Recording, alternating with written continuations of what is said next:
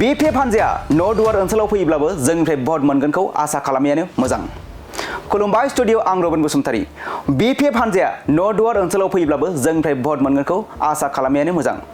बे बाथ्रायानो जाबाय नर्थ ओनसोलनि रायजो राजाफोरनि गोसोनि राव। गणतन्त्र हादर हिसाबै बयहाबो मोन्थाय दङ फैनायनि, नाथाय बिथांमोना फैयोब्लाबो बे जोंनि ओनसोलनिफ्राय बिथांमोना बेयाव भट मोनगोनखौ बिथांमोना आसा खालामियानो मोजां।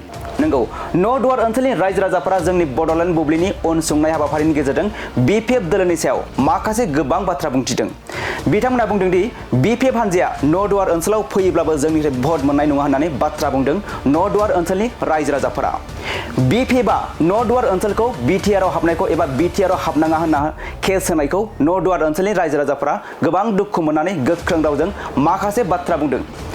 बिथांमोना ओरैबायदि बाथ्रा बुंबावदों दि जाय राजखान्थि हान्जाया नर्थ ओनसोलखौ BTR आव सोसनोब्ला न' गारनानै खारगोन होनना जोबोर गाहाय थाखोनि राजखान्थि खालामनानै जोंखौ लासिंसिं खालामदोंमोन।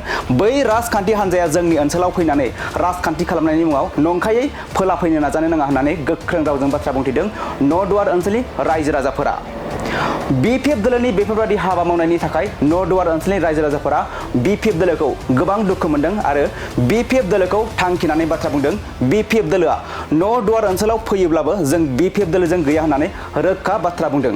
जाय राजखान्थि हान्जाया BTC आव जोंखौ भट होनो मोननाय मोन्थायखौ होबाय, बै राजखान्थि हान्जाखौनो जों मदद होनो थाखाय जानजि खाफ्राबाय होननानै बाथ्रा बुंदों नर्थ ओनसोलनि रायजो राजाफोरा। बेफोर बाथ्रानि अनगायैबो बिथांमोना आरोबाव मा बाथ्रा बुंखो बिथांमोननि रावनिफ्रायनो जों आबुङै मिथिना लानि फै। खुलुमबाय। गिबियावनो बड'लेण्ड बुब्लिनिफ्राय नुजाथिफैनो हानाय नोंथांमोनखौ जोंनि नैबे बिश्वनाथ जिल्लानि सिङाव थानाय नदवार हालाम एबा नगदा सेन्टारनिफ्राय बरायग्रोनानै लाबाय।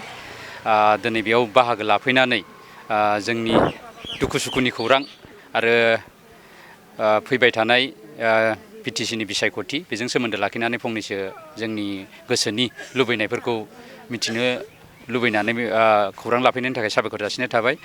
दा जोङो गोजोननायखौ फोरमायगोन। थारैनो जोंनि बे ओनसोला बुंनो थाङोबा गोग्लैसोनाय। गोबां बोसोर जोङो बे ओनसोलाव जोङो बेबायदिनो गोबां जेंना जेंसिजों मोगा मोगि जाबोबाय थादों। बर'नि गेजेराव जेसेबां आन्दलन जादों जोंनि बे ओनसोलनिफ्राय मोनफ्रोमबो आन्दलनाव बाहागो लादोंमोन। जेरै 1987 मायथाइनि सोमावसारनाय, बे सोमावसारनायावबो जोंनि बे ओनसोलनि माखासे सुबुंफ्रा बाहागो लादोंमोन।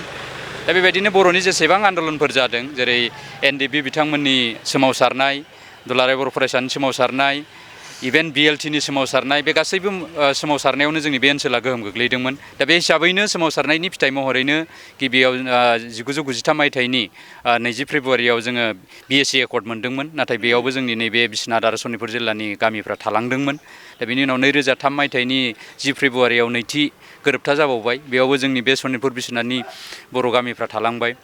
दा बिनि उनाव 2020 मायथाइनि 27 जानुवारियाव बर'नि थामथि गोजोन गोरोबथा जाबाय। बे गोजोन गोरोबथायाव गोरोबथानि दफा बायदियै 3.1 बेयाव लिरना दोननाय बायदियै जिथु बर'नि माहारियारि आफादफ्रा लुबैनाय एबा सनितपुर बिश्वनाथनि रायजो राजाफ्रा BTR आव हाबनो लुबैनाय, बे हिसाबै बे दफायाव लिरखाना थानाय हिसाबै बे गोबाव जादों नंगौ थारैनो, नाथाय बे दफा बायदि हिसाबै जोङो नैबे सनितपुर आरो बिश्वनाथनि जोङो माखासे गामिया हाबनो मोनबाय।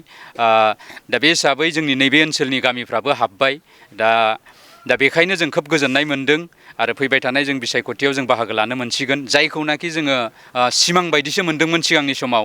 मानो होनना बुङोबा जों मोननै गोरोबथायाव जों बेखौ जोङो बे मोन्थायखौ जों मोननो हायाखैमोन, बिसायख'थियाव बाहागो लानायनि मोन्थायखौ। नाथाय जों दिनै बेखौ बाहागो लानो मोनसिगोन।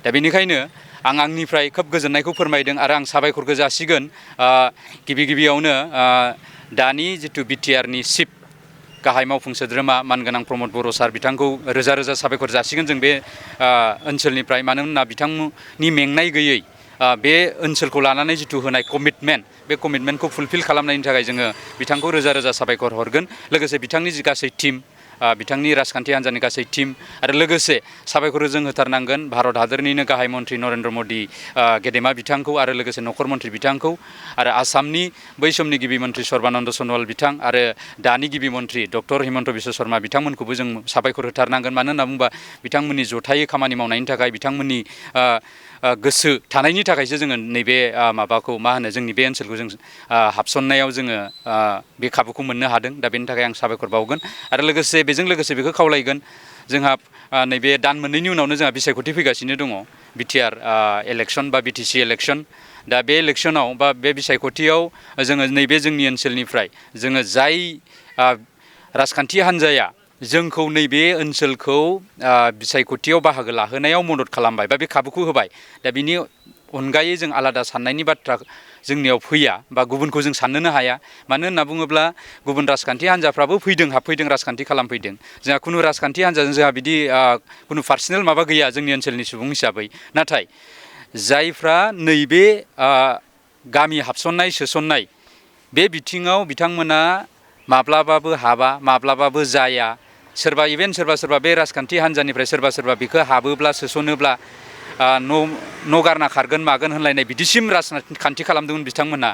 माने बेबायदि माने गाहाय थाखोनि राजखान्थि खालामदोंमोन आरो जोंखौ गोबां माने इनसाल्ट खालामदोंमोन। जोंनि बे ओनसोलनि मानसिफोरखौ हाबा थगायजाबाय माबाय होनना बुंदोंमोन।